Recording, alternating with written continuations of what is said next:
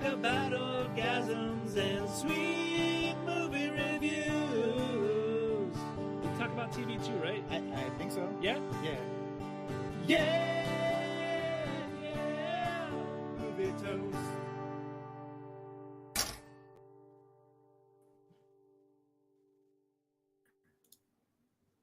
Hey, dude. What is up? How's it going, man. Dennis? It's going good, man. 2024, starting off on a good note. Woo! Happy New Year. There you go. Yeah. Season 4 of the show. Didn't know if we'd make it this far. Hey, Ugh. but we're here, still talking about, still doing it, right, Toasties? That's true. You're still here showing up, so it feels good. It's been a fun year. Oh, it doesn't feel good. It's like 24 degrees right now for me, man. So it's a bit breezy, but I'll take it. Nippy. Cutting glass. It's worth it. Yeah. Well, My nips aren't that hard though right now, surprisingly. I'm a little laid up. Well, then we're in a good place. All right, then good. Yeah. Good. Yeah, I'll take it. All right. Ugh. Well, we'll get you back inside as soon as we can. But first, folks, we're gonna get through the toast. As always, we're gonna deliver everything that you expect from a solid episode of Movie Toast. Adam, it's been a whole blessed year of toasting to do. Normally, folks, I know we do a little lineup, but Adam was so gracious to do a fantastic episode of his top picks of 2023. Yeah, that's bullshit. Please go you got a check that couple? back out. I not on. I mean, anything off the top of your head that you just pops out? You know what? In the last couple, all right. One of the best movies I was surprised by the back end of this last year was going back and finally experiencing First Blood for the first time. There you go. There's something that I was just one of those movies you hear referenced so often, I would brush off because I thought it got parodied too much. And I was like, how significant could it actually be? Then I went and actually watched it, and it truly is that movie that everyone says it's supposed to be. Damn it, that it really just kind of knocked the wind out of me. I was so surprised that it was so fantastic. And this is what action movies from the 80s always wished they could be. So totally get that. Nice. That was a wonderful one to discover, even if it wasn't from 23, but it was, I witnessed it then. So yeah, first viewing. Fuck yeah. Haunted Mansion, I will say I gave 4 slices of toast.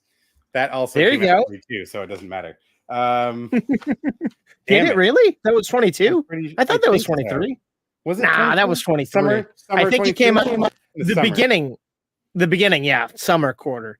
Because it's like, oh, why the fuck didn't they put that out during, I don't know, October? You know, of course, I have to mention they cloned Tyrone. That is my favorite movie.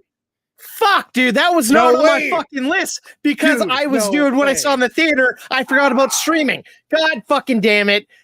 Don't watch that fucking thing. That's a bullshit. Oh my God. I can't believe I forgot about they cloned Tyrone. Let down, I gotta say, because it was one of the few 4 slicers that both Adam and I gave 4 slice reviews for. It is like almost a perfect movie. And I mean, it was one of those where it takes subject matter that he and I are both very akin to. We're big fans of blaxploitation, but then it tweaks in this like the 70s sci-fi aspect, a little bit of horror mixed in there too.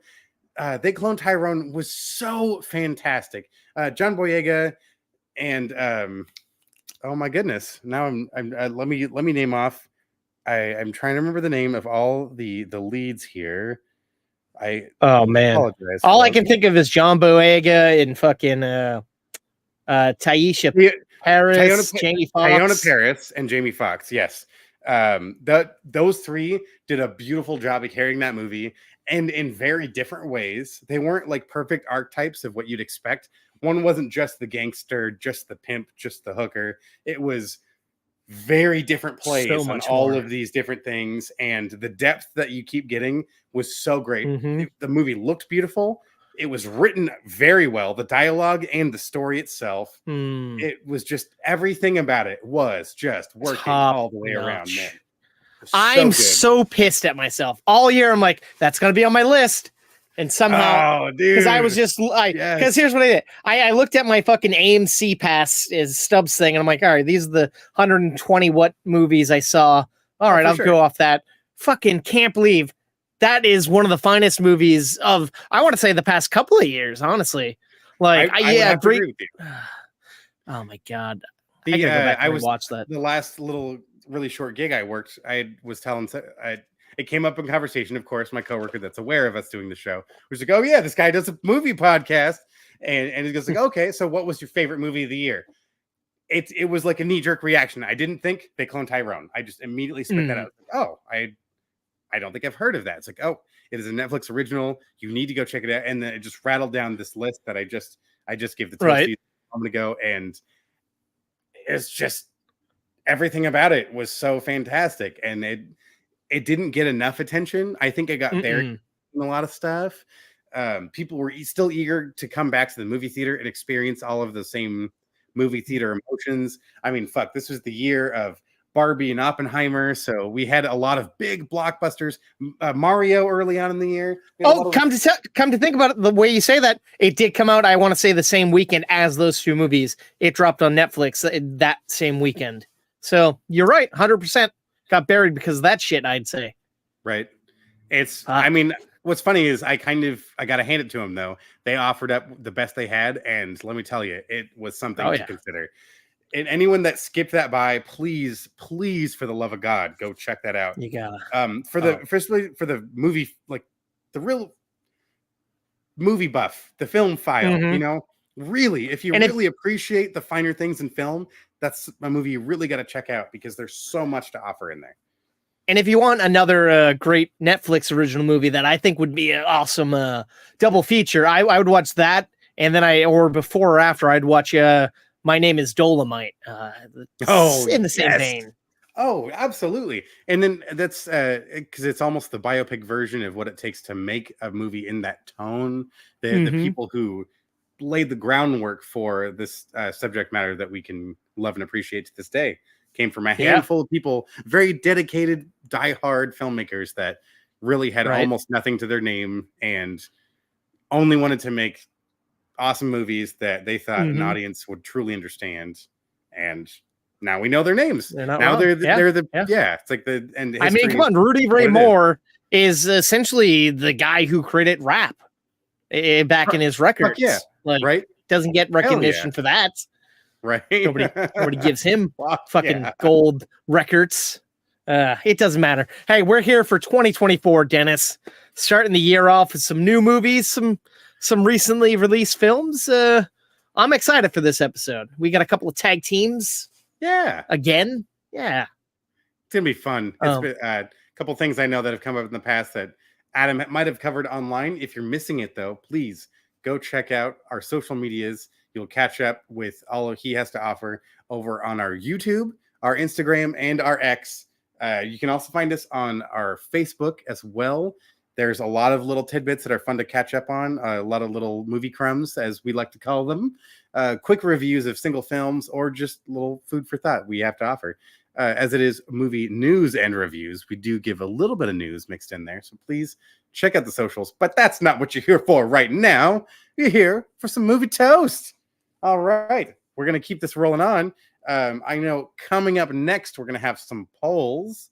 But before we get to that, I know we often like to talk about our top movies of 2023. We also like to mention some of our stinkers of 2023. So going back through the year, back through the list, not a lot of zeros. I got to be honest. Neither of us were super keen on giving a lot of zeros, but I can recall some flicks that didn't quite hit so hard for the both of us. The Ritual Killer. Not a fan. One Slicer. I know that was one pretty low down on my list personally, but you know, it was a stinker. It just moves so slow, especially when you come with a cast that you're expecting to get a little more out of it. But I digress. Yeah, really, that's kind of the bare mins that we got there. Yeah, almost like Wish or Best Christmas movie. Fuck that movie. One Slicers. Yes, I was just going over our low scores of 2023. Ooh, we don't talk enough about those films. No, I was struggling to find zero slices. We didn't give any zero slicers. I feel like we gave. I was looking. We gave one. There had to be at least 2 or 3. I want to say. I don't know. Could be wrong. Could be wrong. Some halves. Trying to find a half too. There's halves. There's halves. There's definitely half slicers. But let's talk about last week's episode a little bit, Dennis. Let's do it. A little. We ready for some poll music? Oh, let's hit that shit, son.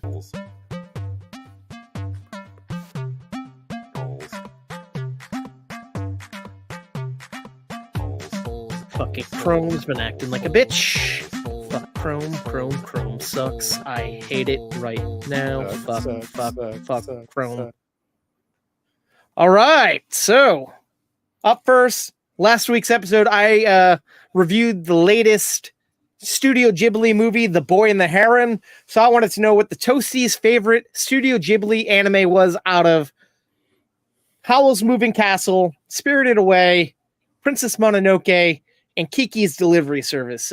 You see any of these? I know you're not a giant anime guy, but any of these ever slipped past you? Without a doubt. I've seen parts of Spirited Away and Kiki's Delivery Service, and I got to be honest, I would start to doze off and fall asleep. But Princess Mononoke was one that always struck me, and just it's still a powerful film. I think hell yeah. For me, it was a great entry point, but I also just like things up on that edge. Usually, I don't get into the what do you call that stylish drama that's not as there's a lot of anime though. It's not like everyone's risking their life all the time. Yeah, no. There's definitely a lot of different genres of anime. Yeah, a lot of styles and thematic ways to tell it. Yeah, exactly. And I'm with you. That's the one for me that would always stand out, and I would always say like, at least go check that one out. It's funny. I know I saw Spirited Away and Princess Mononoke first, but the first one I saw on the big screen, I think the very first anime I saw on the big screen was Howl's Moving Castle, because I'd won tickets to see a screening of Batman Begins, and I got there too late, and that was playing. I'm like, all right, I'll check out this random anime, and I'm like, God damn it. Since then, I mean, I've seen these other animes on the big screen, with the exception, I guess, of Kiki's Delivery Service. I've only seen that on like DVD or VHS. I gotta rewatch that. But yeah, I'm surprised because Princess Mononoke is a big favorite, I thought. But 0% for Mononoke really surprised me. I thought there'd be a little love. I thought that was going to be in the top tier.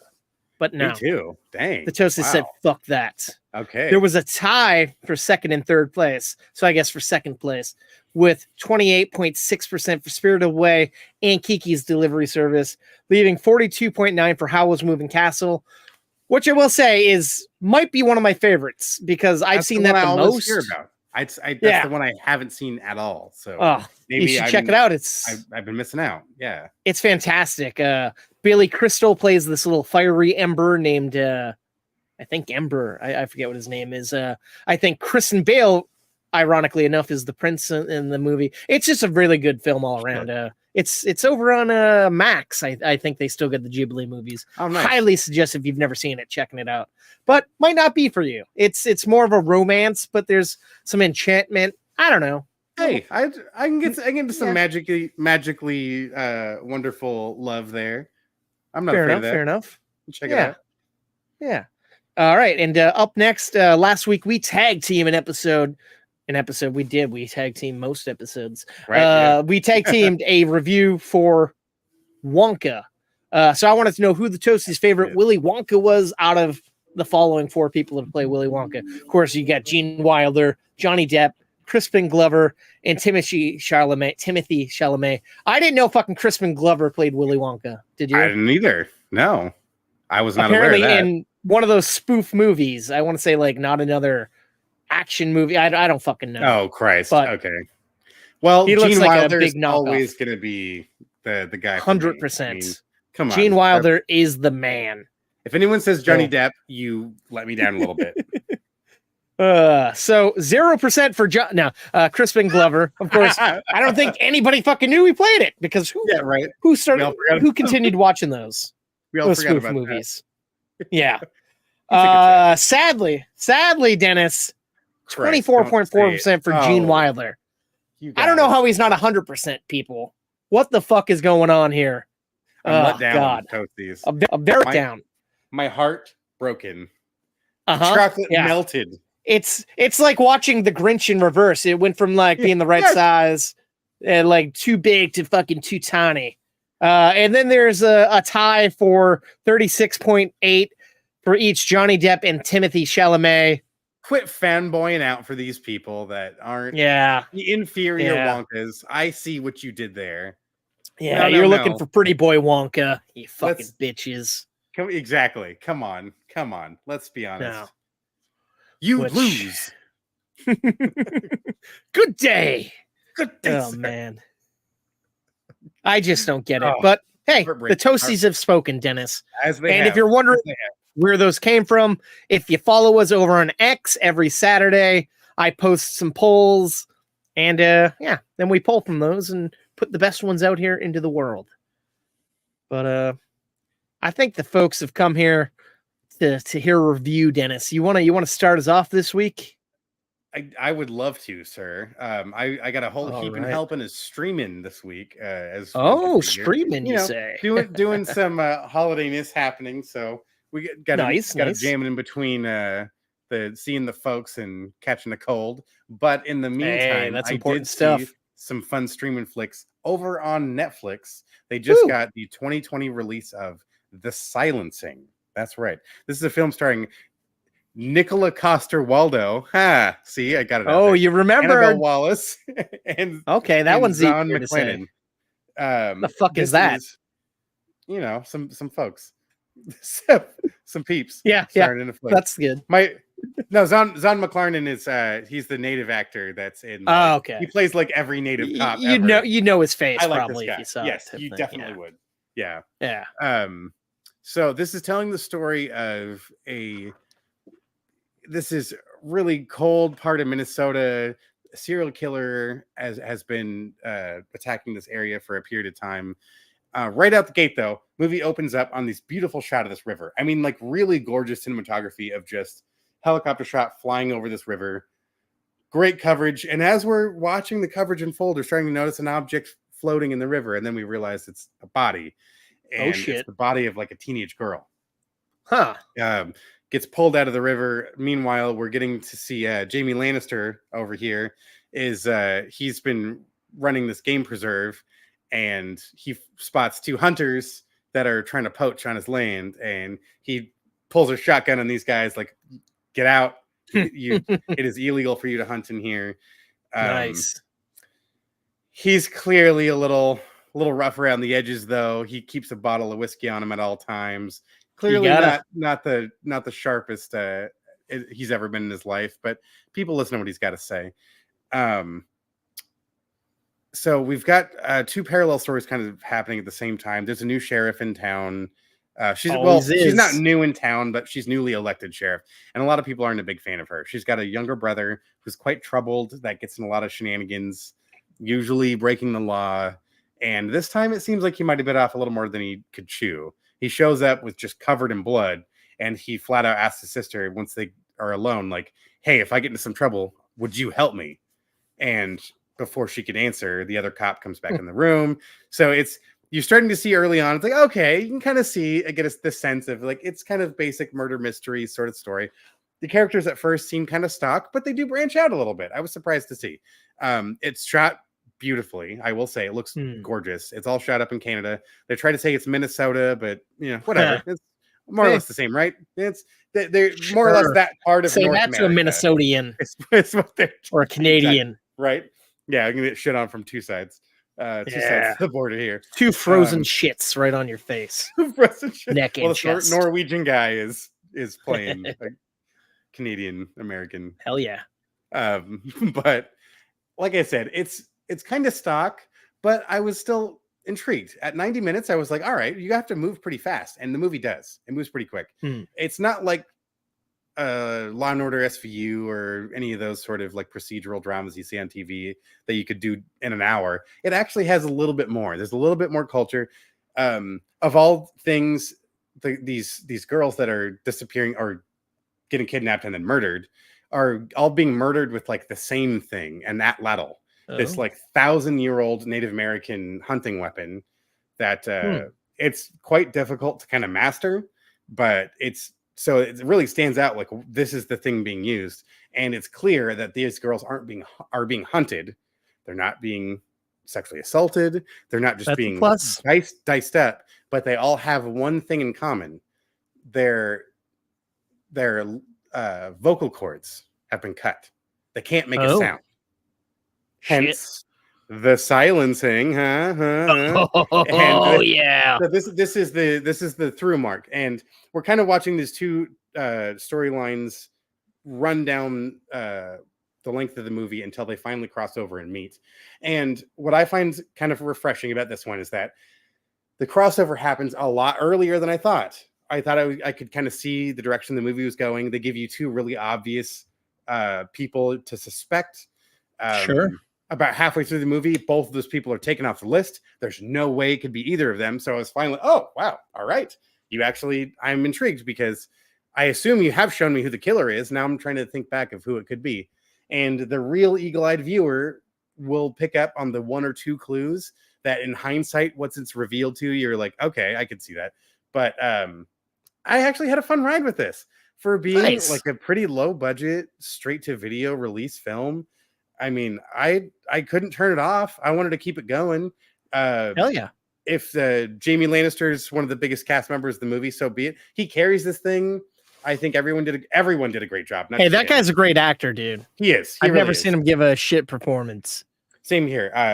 Zahn McClarnon, he's not in a whole lot of the movie, but he is kind of like the other man. He plays the husband of his ex-wife, the child, or the mother of the child that they lost. And part of his motivation for doing what he does, for maintaining the game preserve that he does. And it all blends together nicely. Where it starts off kind of simple, they do it justice by turning the story just enough at the end. So I'm going to give The Silencing 2.5 slices. It's not an incredible story, but you know what? I still had a good time watching it. If you're looking for something else to mix in there, you've seen everything else, please go and dig this one up. An hour and 37 minutes, so it's not long. And it's something a lot of people can sit around and watch. I don't think it ever gets too crazy violent. If you got the squeamish types that don't like to see that sort of stuff, but you get the intrigue, you get the weight and the heaviness of the family and just that revenge sort of story. So family. But I really enjoyed it though. It wasn't amazing. It wasn't the best thing I've seen, but I did enjoy myself watching it. So I would recommend. Fuck yeah. Well, I got something that's a little longer than an hour and 37 minutes. I got the new Michael Mann movie, Ferrari, starring Adam Driver. All right, now, I don't know. I was like, I don't give a fuck about this movie. I don't care about Ferraris. Fuck you, Adam Driver. Go back to Star Wars. But no, I mean, it's pretty good story here. It's I want to say it's about 10 years after Ferrari opened. They're doing all right. You can tell that Ferrari is he's hands-on with the cars, but the real money, the real person behind the scenes doing a lot of the work is his wife, played by Penelope Cruz. And at this point, he's not so worried about making the cars. That's important to him, but he's more about racing the cars. He wants to have a championship fleet of people. This is Enzo Ferrari, right? Enzo Ferrari, yes. Yes. Okay. Yeah. Yes, yeah. That guy's crazy. Right. No. Yeah. I'm like, how many other Ferraris are there? I don't know. I assume a lot. But so money's not so great for the company, but he's really hoping this racing thing happens. Like he hopes that his team wins this fantastically rough, like long race, and that will bring some more clout to his name, and people will want to buy the cars more. And things aren't really solid with him and his wife. His wife knows that he is a philanderer, and she allows it. She's like, all right, that's cool, as long as you're back before the maid gets here in the morning and everything looks copacetic. But what she doesn't know is that he has another family. He's in love with Cheyenne Shailene Woodley, and they have a child together. But oh, shit. And he knows the child. He's with her every night. He's with the child. The child knows and loves him, but she can't let her friends know who the father is, and the boy can't have his last name. And it's kind of about keeping that a secret from her. And it's also about the big race. And they're spending a lot of time setting up who he is and who his family is. The first act and a half is kind of slow, kind of dull to me. But then it really picks up once this race starts, because there's a lot of crazy stuff that happens in it, and it's beautiful. This is shot in Italy. You can tell they have these actual cars. The acting is fantastic. I will say Penelope Cruz looks like she's like a walking corpse a lot of the movie, because her character is always sad and whatnot, but she always looks like she's sunken eyes and just like she's gone through some hell. And he's like looking all great. And Shailene's like, yeah, I'm just kind of a housewife kind of lady, but I don't have a husband. And Patrick Dempsey, the second movie I seen him in this year, he was in Thanksgiving as well. He's given a great performance. Other people in it are great. Like I said, the scenery is beautiful. When they're racing, you see the luscious landscapes of Italy. And apparently they filmed at a lot of areas that Enzo Ferrari actually went to, like the factory, the barber shop that he went to. And there's so much meticulous details that Michael Mann put into this. And like I said, really great performances. Story's all right, but it just takes a while to get intriguing to me. But overall, pretty good watch. Definitely worth seeing on the big screen to see all this like beautiful stuff on it, and the fucking sound design is so. I was gonna ask. Oh, you love it, man. A car movie has to have amazing sound. That's yeah. It is something. So I'm gonna give Ferrari. I'm gonna give it 2.5 slices of the toast. I want. If it was a little quicker, maybe a little more stuff happened in the beginning, maybe it go in another direction. But, overall, I can't complain. It was a fun watch. Interesting. Nice. Yeah. I was curious, but as much as I loved Ford versus Ferrari, when I heard this one was getting made, I was like, oh, well, I'd love to hear their side of the story. Like it's because they had a very similar experience, although they were established well before that race that movie's about. So. Yeah, I mean, everyone has heard of Ferrari, so it's sure. Why not get that origin story? I'm curious what the if Lamborghini would be just as intriguing. Guess we'll have to wait. Maybe you never know. You just gotta find that right entry point, and any screenwriter or director could take it in a fun direction, I guess. Right. But it could also crash and burn. You never know. You never, just like any car race. That's how they go. Bound to happen, folks. Oh man! Speaking of crashing and burning, Dennis, I got myself a new rom-com. Oh boy! Called Anyone But You. This stars Sydney Sweeney and Glenn Powell, and just perfect time for my mic to go out. I mean, my whole camera to go out here. Please bear with me as I try to figure out what the fuck is happening. Oh boy. Having great technical problems. I think I'm back, right? We got these two hotties on screen over here, and I'm not talking about the thumbnail. Yeah. I'm talking about the two of us now. What? All right. So Al on our audio, could we cut it? I'm gonna come back in. I'm gonna lean in harder this time. Sorry about this. Speaking of crashing and burning, Dennis, I have a new rom-com called Anyone But You. It stars Sydney Sweeney and Glenn Powell.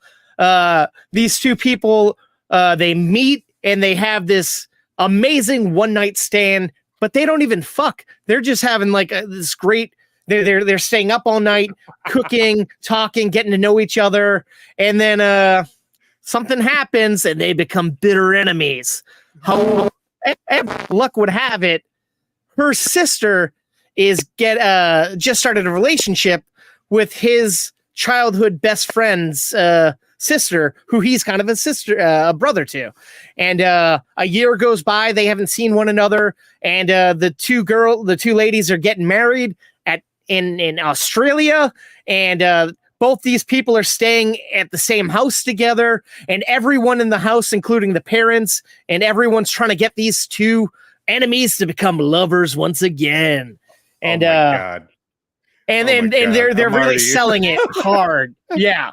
and they catch on very quickly because it's not subtle at all. And after a while, they're like, "Fuck it, let's pretend we're in a relationship, and we'll just fucking make them happy." But as luck would have it, they start the guy's while they're faking it, right? Oh, well, I don't know, Dennis. But the guy's ex-girlfriend is staying there too, and he has feelings for her. And guess what? The parents really love her ex-fiance, and they invited him out and surprised her with him. So it's like now they got to make each other look good, but also appealing to the other one. And some wacky antics happen. I know I'm talking like this is lame because the story has kind of been done a million times, but the relationship, the chemistry that these two have, it's kind of sweet. It's kind of fun. They really play well off one another. The Sydney Sweeney is a pretty good actress, and this Glenn Powell is a pretty good actor. He's really given me like strong Chris Evans style vibes, which I know isn't really anything, but like he really seems like he's channeling him, which is nice. And this one of the co-stars in the movie is this guy named Gata, who is the hype man for Little Dicky, and he's on his TV show, and he's the real hype man in real life, and I love him on that show. But in this movie, he's in it, and he's fantastic. I want to see more of this guy Gata in movies. Like, it's fucking hilarious. But I will say, for an R-rated rom-com, they don't push the boundaries. It's like a fine line of romance and comedy. I think so. Now I kind of want to look this up. I'm pretty sure it is. But there's nothing that really is overt. I mean, maybe we see some nakedness here and there, but I don't know. I don't want to spoil it. Overall, I really had a good time watching this movie. I had zero expectations for it, and I was really having a good time. And it flies by. I feel like this is definitely like in the hour 30, hour 40 zone. Just that sweet in and out of the theater vibe. Yeah, I don't know. I definitely would check it out if you're into rom-coms. I'm gonna give it 3 slices of toast because I really dug Anyone But You. Nice. All right. So I think we're gonna double team this next one, huh? If that's cool with you. Absolutely. Oh, shit. This ticker is wrong, folks. It says this movie is on Netflix, but it's on the Hulu. I'm gonna fix that on the fly.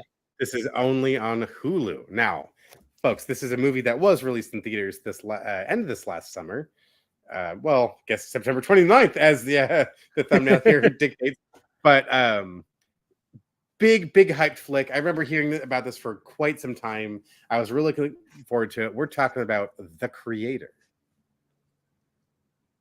Yes, this is the Gareth Edwards big blockbuster feature that I know, like I said, we've been seeing in all of the summertime blockbusters that came out. I remember when we went to see Oppenheimer, this was a trailer that led before it. Same with this played in front of every movie for months. I was like, fuck this movie. I don't want to see this goddamn movie. They're playing the trailer too fucking much. I can understand that. I can understand. Yeah, right. It's one, it has an impressive cast. I like the tone of what they were advertising, what they're trying to sell to you. Mm-hmm. This is taking place in the far future where you're hearing a familiar story of it seems the AI robotic aspect of our society has struck back against their master humans, and they dropped a bomb a nuclear bomb in Los Angeles. And this is now like they've basically turned it into the Pentagon. This is where we strike back all of the Western Hemisphere. Robots aren't even allowed anymore. We can't even have AI. They've all fled to New Asia with a whole bunch of other robot sympathizing people, and it's a full scale war. I mean, they've I believe, what's the craft called? Nova. They have this ship. They have this incredible ship that floats in low orbit that it just pinpoint shoots nuclear bombs wherever they need to throw them, and they're constantly striking back at the robots whenever they get their shot. But then we meet this guy who's kind of in the middle of things. Turns out he's a double agent. He's working for the Westerners, but he's pretending to be on the side of like these rebel AI fighter folks, where he spent a lot of time where he meets his wife, they have a child. It's intense. It's really heavy. The character development I thought was really great. They drew out really cool characters, very moving stories. The motivation for everyone makes sense. Allison Janney even being she stole the show to me. She was fantastic. Brilliant cast. Everyone did a great job. But correct me if I'm wrong. Every scene went on for like 5 to 10 extra minutes than I think we really needed. Yeah. Like, okay, I get it. Oh, we're still doing it. Oh, wow. All right, we're gonna keep looking at it. We're gonna keep looking at it. Oh my God. All right. Can we please, for the love of God, move on? I get it now. And to me, the entire movie really felt like that. I hate to say it. As pretty as it looked, as well performed as things were, there was a lot of moments that I just like, okay, we've seen this flashback 3 or 4 times now. Sure. I understand what you're trying to tell me. Please either just say it and move on, or do something, like reveal something new to me. But nothing was shocking in this movie to me. No, everything was on the nose. Yeah, you could see stuff coming a mile away, but I still had a good time watching it. It was thrilling. Yeah. I will say I didn't like the whole chapter 1, chapter 2. I'm not a big fan of the chapters in movies personally. I don't know why. I really enjoy the soundtrack too, and the world that they built. Like you said, it does look visually pleasing, and even the CG, it's not bad. I feel like things look pretty good. Things are pretty sensible too, like the way they approach just the practicality of how things functioned, and like the integration of people and these like cyborgs and robots. Depending on where you are in the world, they all kind of seamlessly work together. And then you get the fucked up like the bombs they talk to, where like they had a personality. I'm just like, oh man, and that's kind of fucked up. They still had to break off, like they were willing to serve, all that stuff. It's like you had these really cool elements, but it's just, I just feel like a lot of it just got spread too thin, and it is 2.5 hours, so it is a long round. Ken Watanabe, I always loved that guy. And he kicks ass. I would have liked. I thought we were going to see more of him. I didn't realize he was regulated to such a specific role. Right. The Amar Chadha Patel, the simulant, like the cop leader guy that they like kept bringing back. Like they kill him and they make another one. That guy, like, he just had this presence too that was just really badass. This sort of RoboCop-y sort of thing about him, and the dude was huge too. Whether or not that was camera angles or what, but they sold it well. I like the intimidating presence of certain characters. And even that little girl, she did a great job of selling Elfie, Madeline Univolez. You really feel for her, man. Yes. Yeah. And it was very, the emotion she was expressing, I thought was very solid. Like you had these really, really great moments. It's just, and then we just go for a while, and I would kind of like almost check out because it took so long to get to the next impactful thing. And I feel like it could have all been impactful if we just tightened it up a little bit further. Gareth Edwards, I'm sorry.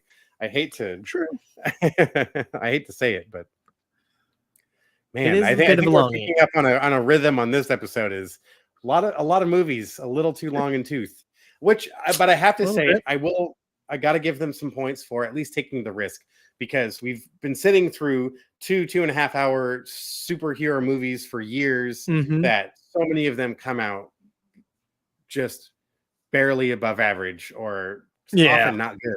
That it was refreshing to at least see a property that I'm not familiar with already, even on this big scale, like $100 million movie. Like, come on, for them to take a risk on something that looks this visually appealing.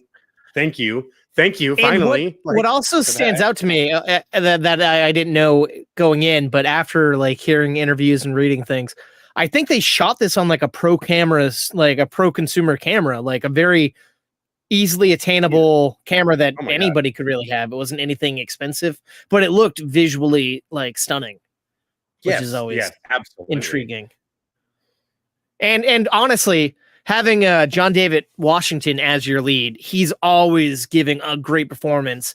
I've never seen the guy turn out a bad performance, and this is no exception here. Like he is selling it. You're feeling his pain on screen every time when you have those moments. You're feeling that tension of just getting through the job. You know, he's so good at showing the emotion that needs to be reflected back on screen, what his character should be sharing. I never felt like we got cheated out of anything. I agree. He was fantastic in this movie, as with a lot of the cast. Really true, 100%. Yeah. But now, what would you give it? Because I feel like this movie got shredded and ripped apart by critics. I honestly enjoyed it personally, but I don't think it deserved as much heat as the other ones did. I feel like we added a lot of other layers that I really don't think needed to be there. I would give it 2.5 slices. As weird as it is, I enjoyed it just as much as The Silencing. Very different movies, very different budgets, but it's all a matter of where you're committing your time and effort. One movie focused all their time and effort down to a shorter span of time. Although the story might have been simpler, the performances were fantastic. Here, you have incredible performances. The visuals are stunning, but I think we milked it a little too long. Yeah. I think it could have done with that a few minutes on screen, but I still thought it looks awesome and unique to itself. The story itself might be familiar, but the way it's presented, the world we're living in, isn't quite. You know, I don't immediately think of one or two other titles, whereas there's a thing we'll tag team review later that I can list off a bunch of different licensed works that it looks just like. So we'll get to that. I can't wait to talk about that. Oh boy. Well, let me try to save us. I'm going to piggyback with you. 2.5, I'd give it as well. Nice. If it was shorter, maybe a 3 slicer, but 2.5, I'm fine little line to ride. Yep. Yeah. If you took about 20-30 minutes off, I would be a 3.5 almost for me. Yeah, 100%. I'm going to change pace a little bit here and go to a little indie-ish, smaller movie. A little movie called Poor Things. This is directed and written by the director who did movies like The Lobster, The Favorite, fucking Killing of a Sacred Deer. These really bizarre, odd, visionary style films, and this movie is definitely a beast of its own. It's kind of like a Frankenstein type tale. You have this kind of mad scientist type guy played by none other than fucking Green Goblin himself, Willem Dafoe. And nice. He has this, I don't want to say daughter, but daughter figure who's also an experiment that he's working on. We find out that he took the body of a dead woman who had a fetus inside of her. He scooped the fetus out of her, scooped the brain out of the fetus, scooped the brain out of the woman, put the brain of the baby inside the woman, and he's been running test subjects on her, keeping her locked up in his house, controlling everything that's kind of happening in her life, and just keeping data on her. Yeah. Okay. And yeah, it's fucking crazy.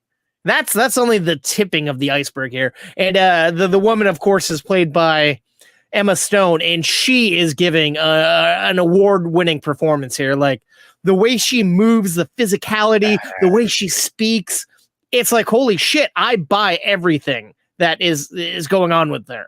And and you also see in this world, this house that she lives in, he's done weird things to people, not people, but to animals. Like there's like a chicken with a dog's head on it. All these different animals with bodies and heads of other things.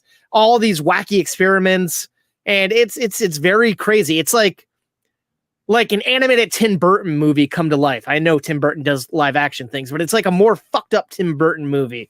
And essentially, Willem Dafoe is this famous kind of mortician, kind of scientist, and he teaches a class, and he takes his star pupil to move in with him to kind of take the notes and run the experiments with Bella Baxter. That's the character's name. And the Bella and this character, they form a bond.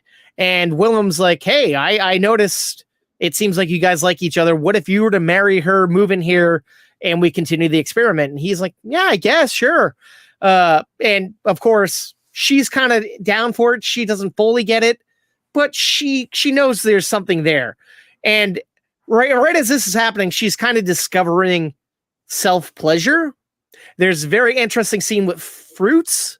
And not just the fruits that you would imagine. Like, there's a full-on apple or orange that gets used, interestingly, in it. And it's very interesting. And Willem wants to make everything official. So he brings in this slimy lawyer-type guy. He doesn't hire him because he's slimy. He just brings him in. And he's played by fucking Bruce Banner himself, Mr. fucking Mark Ruffalo. Oh. And... Mark Ruffalo's like, these are very specific terms. Like, you're both signing, this guy's like marrying in, this girl must be something.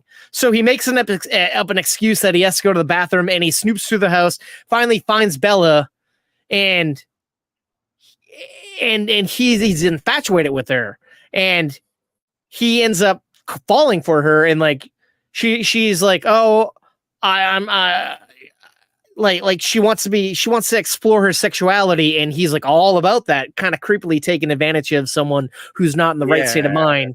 And whereas her fiance wants to take it slow and not rush things. And he's like, you know what? I'm going out of the country tomorrow. Why don't you sneak out with me and we'll go see the world and we can explore your sexuality. And so she decides, all right, I'm going to sneak off, but she happens to tell Willem Dafoe. And he's like, you know what? I can't fuck up the experiment. You want to go? Fine. Go and come back when you're ready. And so she goes with him. And like, at first it's amazing for him because she wants to fuck all the time and do all this stuff. And after a while, it becomes a little bit too much on him.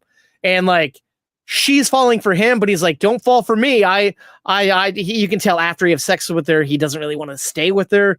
And she expects something different. And sure.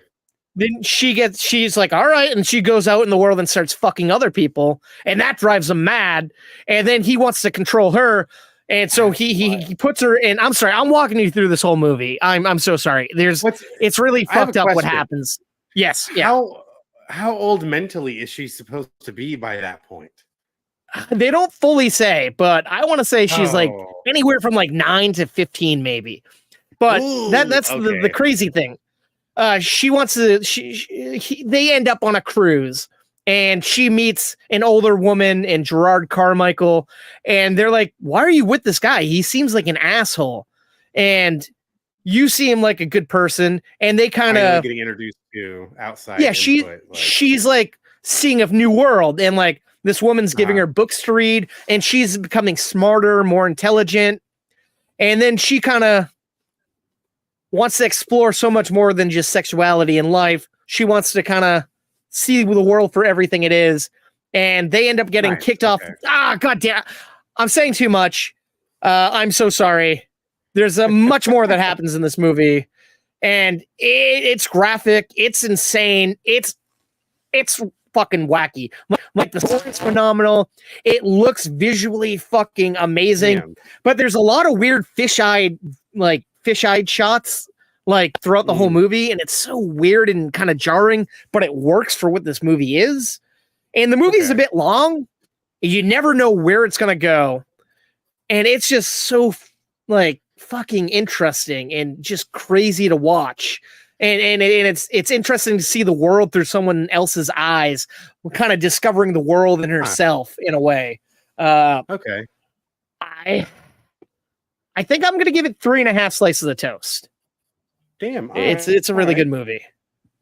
And I'm sorry, I'm trying to back away from walking through the movie, but it's just hard to like not fully. And there's more. There's a lot more. I'm holding back.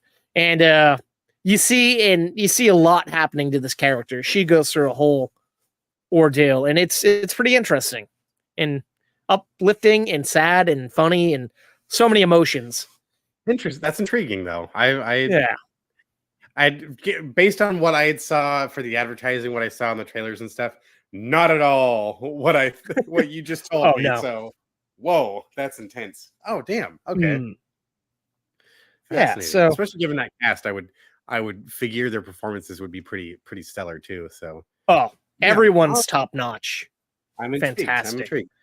I suggest anybody go out and check it in theaters while they can, because to hear the reactions of everyone in the audience, it's priceless. Like, everyone's experiencing fucked up stuff. And it's weird to say, this movie's really fucked up, but nothing compared to any of this director's other films. Like, this is the tamest out of all these other films he's done, but it's really fucked up in a way.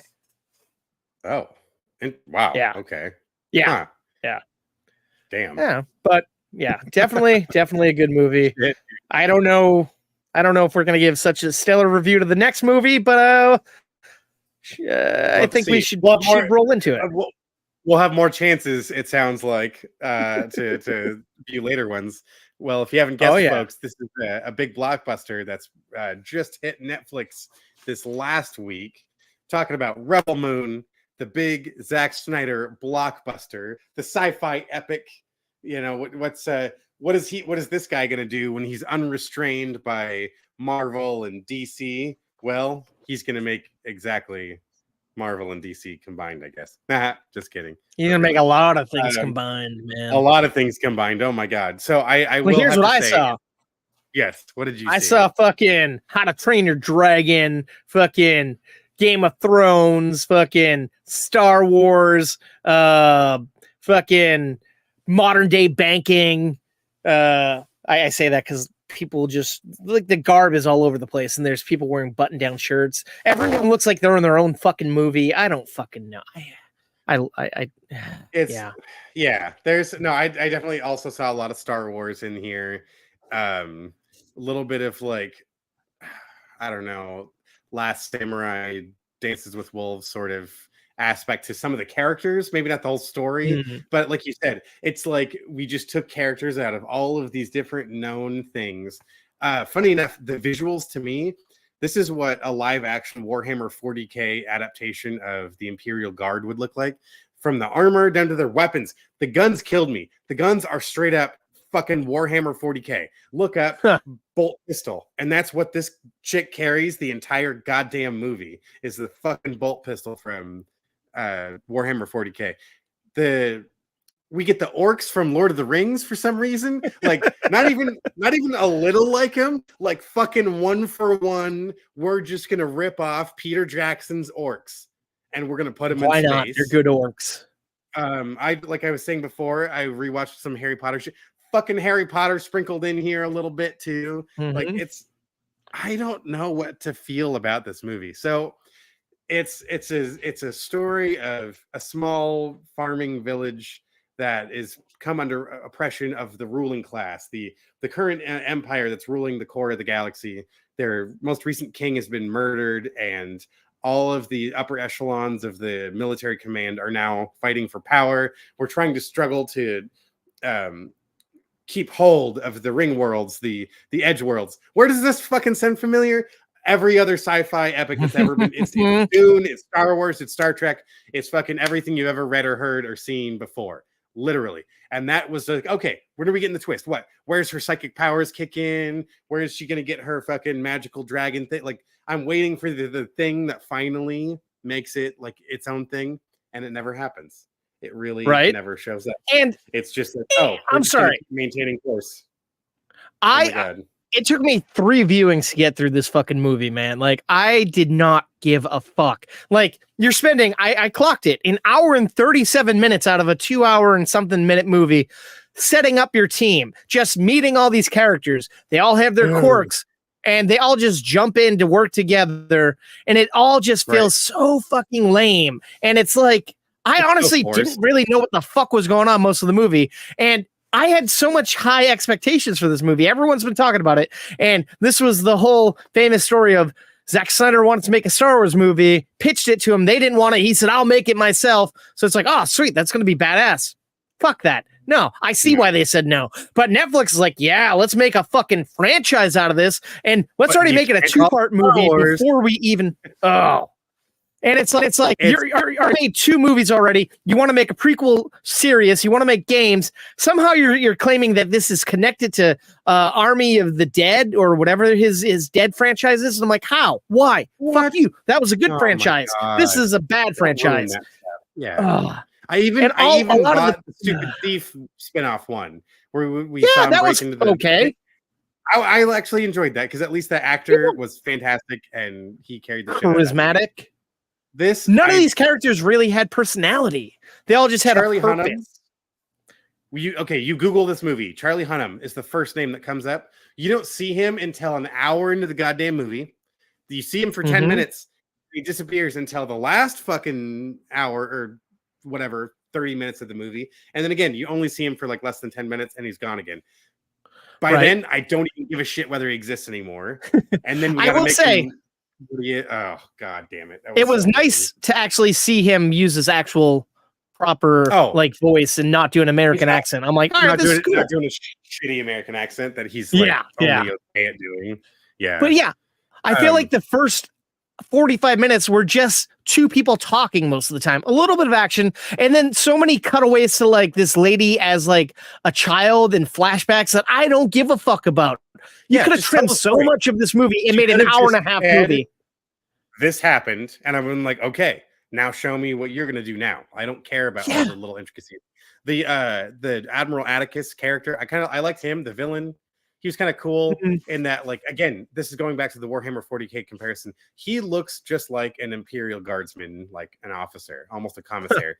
It's down to the uniform. It's like he was reading the Warhammer fucking sci-fi novels and just ripped all over the descriptions of the weapons, the armor, the way they organize themselves, the way they behave on their ships. I mean, like, incredible detail. I'm surprised fucking the Black Library and the company that owns all that stuff, all that shit, isn't like trying to sue him because like incredible detail was just ripped right out of that stuff, and I was flabbergasted.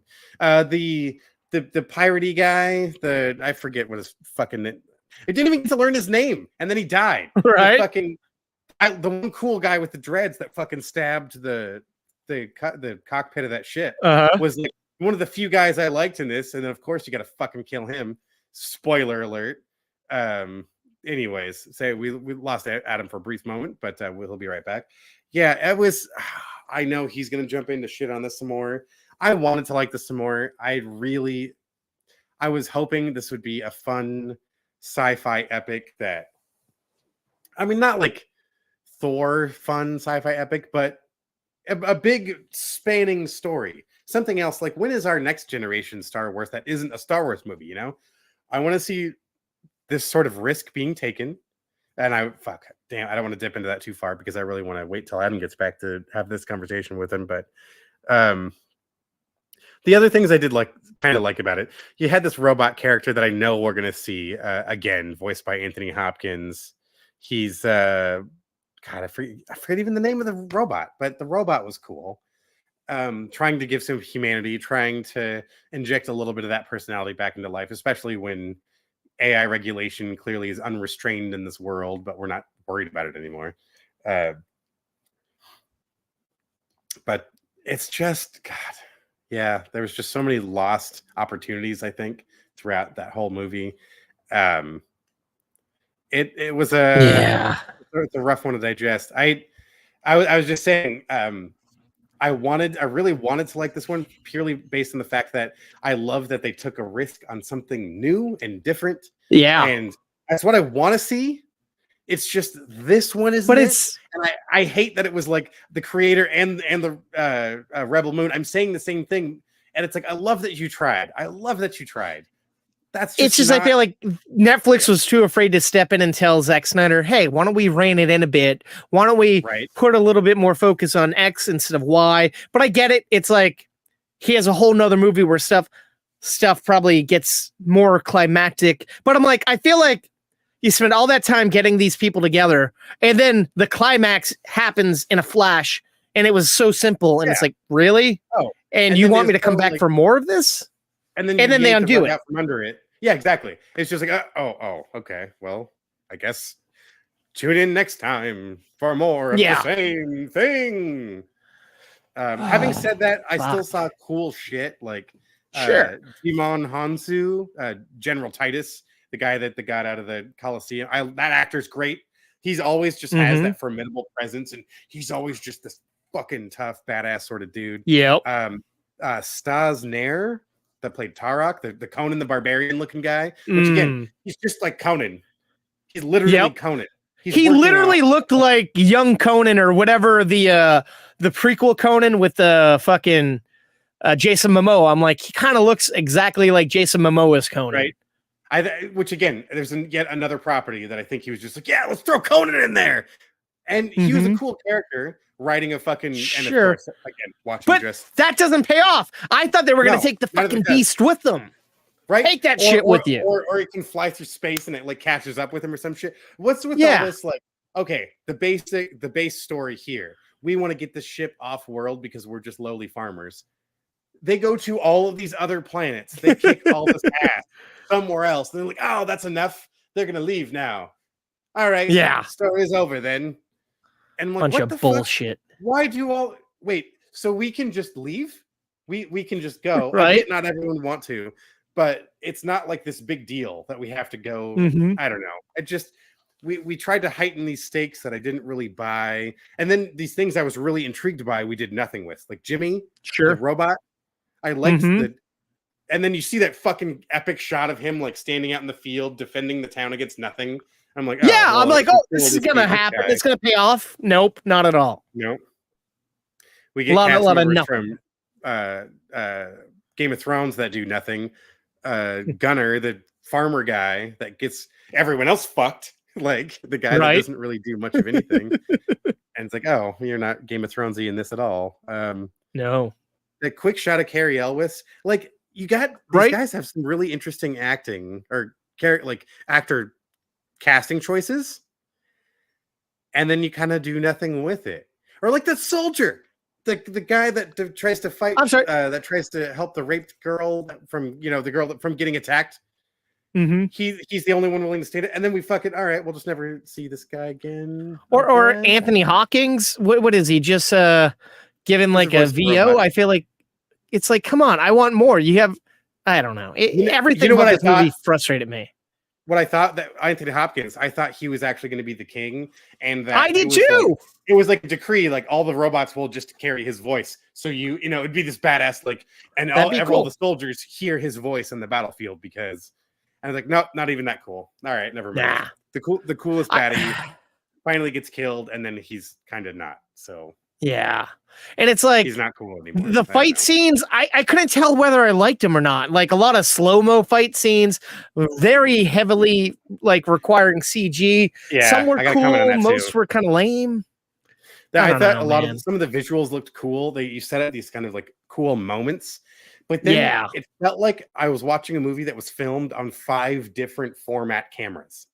Like you would have these weird things where it's like only the center of frame is in focus, and then everything else is blurry. And it like hurt my eyes. I'm like, is this supposed to be for fucking 3D or something? And then you get to these scenes where all of a sudden it looks like you're shooting it on a fucking iPhone and everything is in flat focus.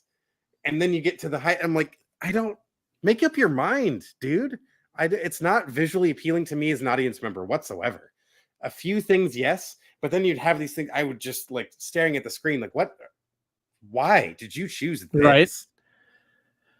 And then like there's the main character lady and the farmer guy are in love, and I'm like, I don't buy that. I don't really see how they're in love. They talked a little bit. They shared stories. They look at each other longingly.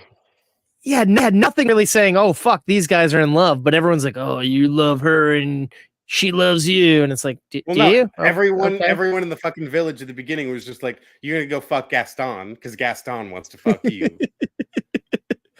Yeah. Gaston doesn't do shit. So he got the biggest elk, though. So you better fuck him. Man. Yeah, man. There's things there's fragments I enjoyed. There's a lot of things I wanted to enjoy more, and there's several things I just couldn't stand. I don't think I enjoyed anything. I don't blame you, dude. It's hard to. And personally, I feel like I'm struggling. It's there's little fragments of things. Okay, Dominic Burgess. I don't know if that name rings a bell, but in an episode of It's Always Sunny in Philadelphia, the last member of the gang, the crazy guy that went to the insane asylum and came back because they thought he killed and ate his family. So that actor is in the movie. He plays the alien that tries to buy the farm boy, grabs him by the junk, and I could show you good to all this. Like it was like, there's like just hearing that guy's voice come out of the alien was like, I'm uncomfortable now. This is really there was just these little bits of things like the obvious lightsaber ripoff moment. I was like, all right. These are all right. And then you don't even use them like in a cool, like you drug out this fight that I'm just like, okay, it's a spider lady. Obviously she's killing kids. Kill her. Right. Easy enough. But nope, we got to have a 20-minute conversation with her before it happens. Ginsu knife the fuck out of that spider and be done with it. And then you get all this epic. Okay, that's the part of the problem. You get all this epic shit with her. You go to the badass like rebellion group, and it's like an argument. Okay, I'll go. Where's the cool fucking win over thing? The gladiator guy? No, we're just gonna scrub the dirt off him. No, he's good to go. Yeah. Not even us. We're gonna have someone else do that, and then he'll be like, "I will join you." The other guy, it's like, "Hey, you're a slave, but if you can ride this fucking griffin, you're good." And it's like, "Oh wow, if he could have done that, why didn't he do it years ago?" Right, he was capable. It's like he just now put that offer on the table. It's at least that was something more visually interesting, even if the story aspect of it was dumb. Of just like, oh well, if he could have just, why didn't he ask him if he could do that? And I get it, yes, plot device reasons, plot armor, as they say. But I just, I wanted more. I really hoped this was going to be the next fucking big epic thing, but I really don't see this. Yeah. I'll just wait till Dune. That's fine. I'll wait till Dune. Fair enough. I liked Dune. I wasn't cheesing over it, but fucking better than this. So yeah, you're telling me fucking Rebel Moon Part 1, A Child of Fire didn't get you excited for Rebel Moon 2, whatever bullshit title that is? Fucking damn. Moonchild, baby. Man. Wow. I wouldn't be shocked. Fuck that. How many slices are you going to give this one? $1.50. I'm doing 1.5 slices. I wanted to like, I will say I loved the things I enjoyed. Costume design I thought looked really cool. The sets I thought were very well built out. The physical, like actual in-camera visuals looked really good. Some of the alien design I thought was interesting, and then it got super lazy really fast. And it's like, and then it all changed, and then it's all gone. It's like, then I'm just recognizing cookie cutter, drag and drop, copy and paste shit everywhere. Things like you said that Adam and I have been tearing apart of. We can nitpick things we recognize from so many other copywritten universes and stories. It's really hard to even like call this unique at the end of the day. It's like it's like fan fiction. Someone's like handwritten fan fiction finally made into a movie is really what it feels. That's like over on our fucking TikTok account. This morning I put out my little movie crumb for it, and someone's like, "Yeah, Rebel Moon is Star Wars without Star Wars. It's like Rogue One," and I'm like, I don't see how this is like Rogue One besides putting a team together for a mission. Rogue One had substance. This had nothing. Rogue One, you're still fighting against the fucking Empire. I don't care what you say. It's still a Star Wars. And it wasn't an amalgamation of all this other bullshit thrown at the fucking wall. It was a fucking movie. Sure, it didn't have Luke Skywalker. It had Darth Vader, all right. But I don't know. I'm going to give... It had one of the coolest TIE Fighter sounds in all the series, too. I just got to say that. Yeah. I'm giving this half a slice. And that's me being generous, I feel like. But I don't know. I don't blame you, man. There's...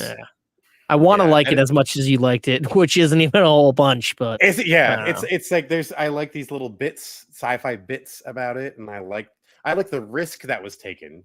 I gotta have a little bit of respect for that, but at the end of the day, the execution just did not sing home to me. I just didn't. No, not one I would recommend. Maybe let's see how fucking part 2 goes, and hopefully it's only 2. My guess is this is always supposed to be 3 or 4. Let's be honest. Right. I know there's talk of prequel. I think an animated series. Right. So much bullshit.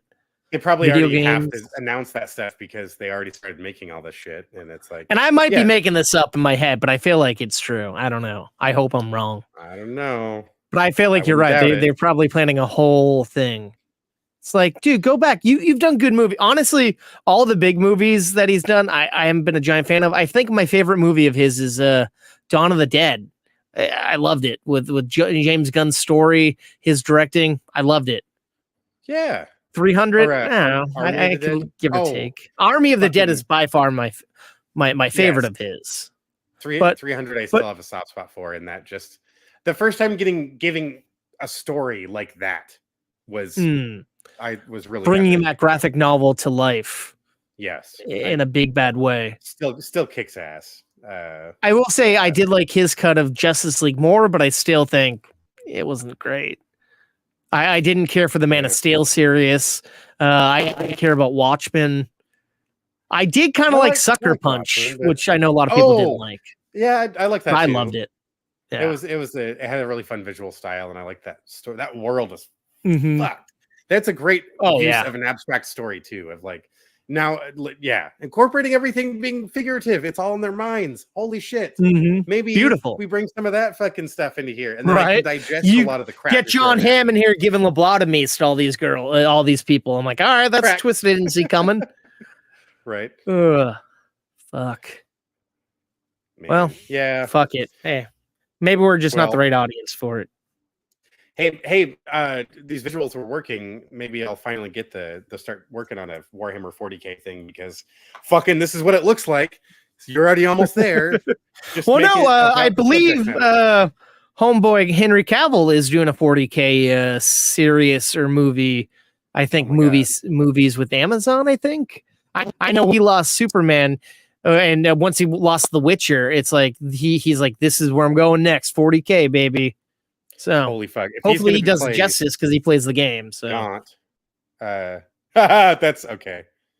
That would be amazing, actually. Damn. Okay. Yeah. Okay. I'm intrigued. So maybe you could get that. Yeah. I'd say of course. It would make sense if they cast him as a space marine, but I want him to play an Imperium man. I don't know. Anyways, that'd be cool. I'm always partial to the more human people, the Terminators and the larger than life folks. And we get enough space marines, let's say. Yeah. I want to see the normal guys. And then you watch a space marine walk past, and you look up, and this dude is 5 fucking feet taller than you, and he's telling you to charge into this fucking hellstorm. Anyways, that's I would be intrigued to see that. But yes, we'll just have to wait and see. Yeah. Hold our breath. Was great. Heck yeah. Angst. Who knows? Get something good out of it, hopefully. But man, 2024. I don't know the movies coming out this year, but let's hope there's some good ones out there. I will just have to wait and see. You know what? I think it's safe to say there's always going to be a movie we will not expect. There's going to be something that we're going to love that we just don't even know about yet. And I can't wait to share it with you guys here on the show. Adam can't wait to review some awesome new flicks and then discover some terrible things that'll just be fun to talk about here on the show too. Right? So it's always kind of fun to do those too. Yeah, why not? You gotta every now and again. Yeah. Oh man. Well, folks, if you're looking for a place to keep up on all of this fun shindig we got going here, we got some socials you should definitely go and follow. It's at movie_toast and all the major suspects. We're over on the TikTok, Instagram, X, Facebook, YouTube. Shit. I mean, throw our name out there in the Googs. You will find us. I promise. Movie Toast News and Reviews will strike it best, but at movie_toast would be the handle. It's where the business is. You know it. And if you don't want to follow us, hopefully you can tell us what works and what doesn't work, what you like, how you think we are rating wise. If you can head over to Apple Podcast or wherever you watch or listen, let us know what you like, what you dislike, what you want to see come from us. We want a little Discord action, but not on Discord because we're too lazy to do that shit. But reach out though. Hit us up and comment on one of our videos or our posts. Let us know if you shoot us an email. Discord. Happy to send you that way. Love to chat with you guys. And as Adam said, let us know what you think. But really can't ask for much more than that, except for one other thing. One other thing. Please watch Rebel Moon Part 2 when it comes out in February. Zack Snyder, please, guys. Give me another franchise. I'm tired of these comic books. Fuck. Sorry, Superman I cut you off there. Poor Superman. Please, everyone, stay toasty. And Happy New Year. Yeah. Happy fucking Get ready to hear that for the next 2 months. Oh, God, I hate that shit. Guess that's one perk of being unemployed right now. I'm going to deal with that shit. Just wait till February. You'll get it.